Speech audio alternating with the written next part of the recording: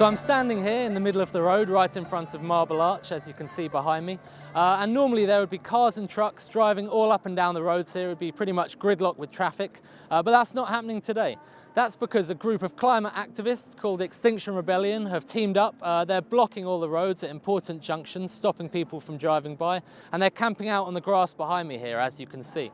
So we caught up with them to see exactly what they're doing and how they're going to pressure the government to take more action on climate change. We are Extinction Rebellion.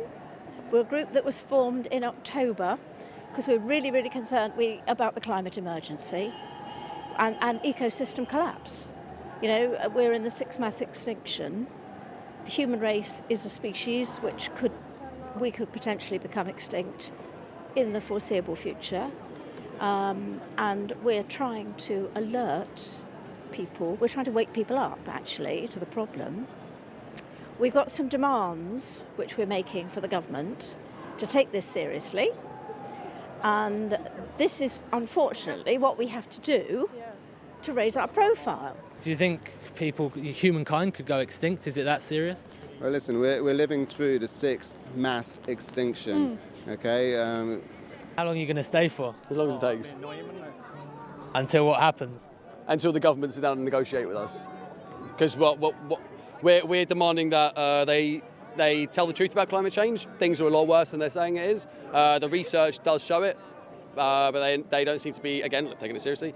We're demanding that the UK go carbon neutral by 2025 and reverse inconsistent policies. And our third demand is that they put in place a citizens' assembly, which is a process of decision making which has proven to work elsewhere. They used it in Ireland during the abortion referendum, and they used it in Australia a lot. At present, climate change seems to be rather kind of like a long way down the list. Brexit is up there at the top, and it's like, this is nothing, that's a short-term problem. Climate change is threatening our entire species, the human race, and all the living species on the planet. And we reckon we've got the best 12 years to actually sort this, to get our carbon emissions way down.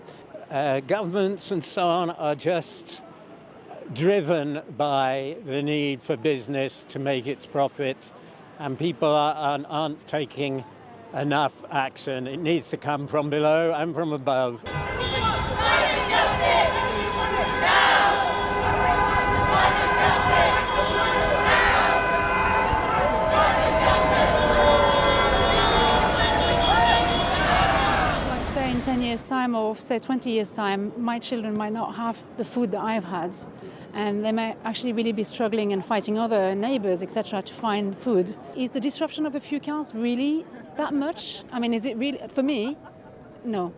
For me, the slight inconvenience of what we're potentially creating here as a group is much less than the inconvenience of having to change your life around and potentially seeing some of your family die, or having to be on the move because your house is flooding, or, you know, all of these kind of huge inconveniences that are going to be not that far away. Are you guys pushing for more renewables, or what's the path of action to reduce emissions?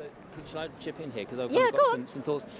In essence, the Extinction Rebellion hasn't got a kind of nailed down policy of these are the interventions necessary. That's really for discussions between, you know, the public, between Extinction Rebellion, obviously our democratic elected members, and indeed big business are also adding to the problem. People are going to break the law when there's injustice, you know, and I think that's absolutely right, and that rather than criticising the methods of Extinction Rebellion, you know, people should wake up to the fact that at the moment either you're doing something about climate change or you're a climate change denier.